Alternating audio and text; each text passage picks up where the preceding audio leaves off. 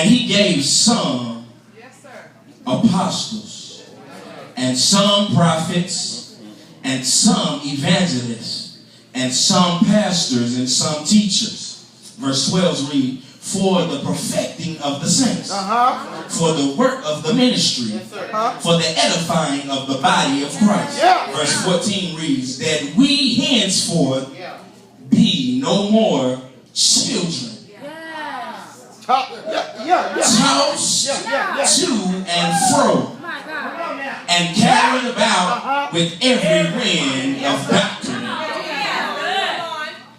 by the sleight of men and cunning craftiness, whereby they lie in wait to deceive. Y'all take a seat.